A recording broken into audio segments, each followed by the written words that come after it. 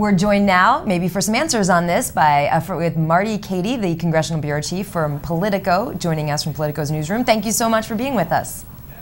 Thank you.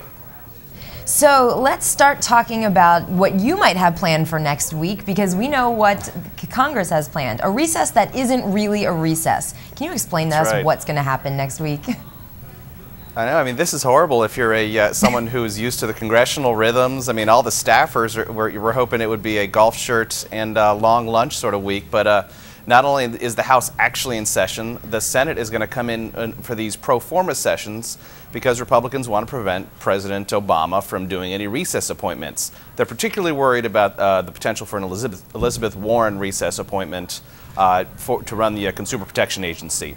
So the Senate's basically going to be coming and going every couple days to prevent recess appointments. The House is going to be in.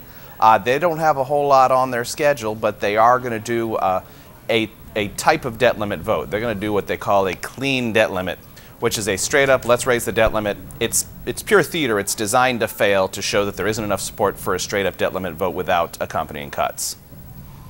Now, let's talk about those cuts. We just heard from Barbara Lee. She's not going to vote for a bill that cuts a ton of money, but maybe that's not surprising. She's certainly one of the more liberal members of Congress, but there are a lot of Democrats who aren't going to vote for a bill like the one perhaps that Joe Biden is hatching out there. How do you see that playing out in the weeks to come? I mean, like Barbara Lee's vote and the Progressive Caucus vote is not going to be in play on whatever the final package on a debt limit increase is. I can see this looking a lot like the continuing resolution vote. Remember the budget vote that prevented the government shutdown on the night of April 14th.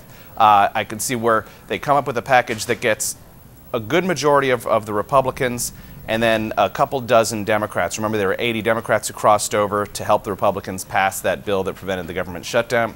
That seems to be what's in play here, because any compromise package that comes across it's probably not going to go far enough for the right and the conservative fringe of the House Republican caucus. So they're going to lose 40, 50, 60, something like that, because there's some folks, especially the freshman class, that want just so many more cuts and want to cut much more deeper than the mainstream Republican party is going to want. So I could see some sort of compromise that gets a couple dozen Democrats and the rest of the Republicans, but definitely not the right or the left.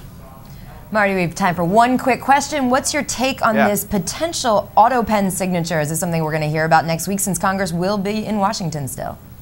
Yeah, we posted a story on this morning. Congressman from Georgia, Congressman Graves, is saying, hey, this may not be constitutional. I want to look into this.